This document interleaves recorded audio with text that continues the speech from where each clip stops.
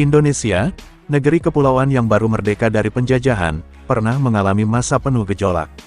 Tapi pada tahun 1967, satu babak baru dimulai masa pemerintahan Presiden Soeharto.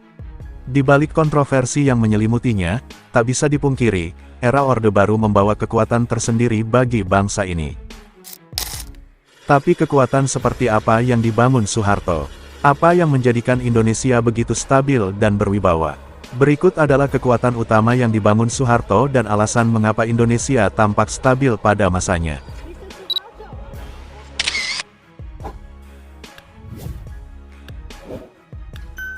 Pertama, stabilitas politik dan pemerintahan yang sentralistik. Kekuatan pertama adalah stabilitas politik. Setelah periode demokrasi terpimpin yang penuh konflik, Soeharto menghadirkan tatanan politik yang terpusat. Pemerintahan bersifat top-down, partai politik dikooptasi. Hanya 3 partai yang diizinkan, Golkar, PPP, dan PDI. Tapi semua diarahkan agar tidak membahayakan kekuasaan. Di satu sisi, ini mengekang demokrasi. Namun di sisi lain, stabilitas politik memungkinkan negara fokus pada pembangunan jangka panjang.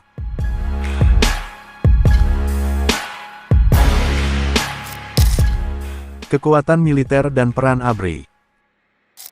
ABRI, Angkatan Bersenjata Republik Indonesia, tidak hanya sebagai pelindung negara, tetapi juga menjadi bagian dari kekuasaan. Konsep duifungsi ABRI membuat militer hadir dalam politik, birokrasi, dan kehidupan sipil.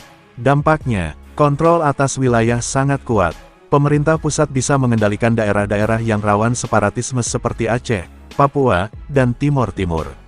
Soeharto dikenal sebagai pemimpin yang tegas dan tidak ragu menggunakan kekuatan demi menjaga kesatuan nasional.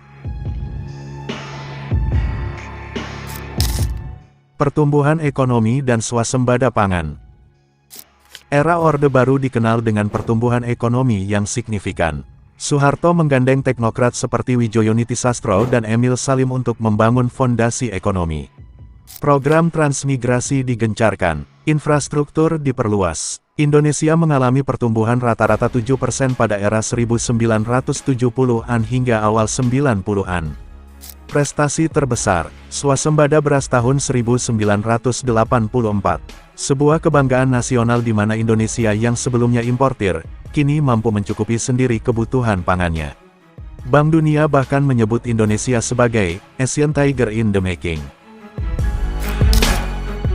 Di kancah global, Indonesia menjadi kekuatan yang disegani di Asia Tenggara. Soeharto aktif di ASEAN, bahkan menjadi salah satu tokoh penting dalam pembentukannya. Indonesia menjadi penengah dalam konflik Kamboja, dan turut menyuarakan kepentingan negara-negara berkembang di forum internasional seperti G77 dan OKI. Dunia melihat Indonesia sebagai negara besar dengan stabilitas dan kepemimpinan kuat, sesuatu yang langka di negara berkembang saat itu.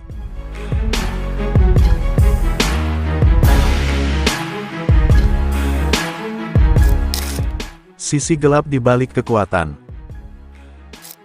Namun, kekuatan itu tak datang tanpa bayaran. Sentralisasi kekuasaan juga menciptakan praktik KKN, korupsi, kolusi, dan nepotisme. Otoritarianisme membungkam kritik, kebebasan pers dibatasi, aktivis dan mahasiswa kerap dibungkam. Ketimpangan mulai tampak, ketergantungan pada utang luar negeri meningkat.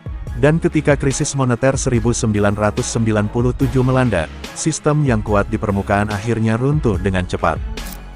Kekuatan Indonesia di era Soeharto membentuk fondasi penting bagi pembangunan nasional. Tapi era itu juga menjadi pengingat, bahwa kekuatan tanpa kontrol rakyat bisa berubah menjadi beban. Dari sana, kita belajar bahwa stabilitas dan pertumbuhan harus berjalan seiring dengan keadilan dan demokrasi. Inilah warisan ganda dari masa kekuasaan Soeharto, yang hingga kini masih menjadi bahan perdebatan, pembelajaran, dan pencarian arah masa depan.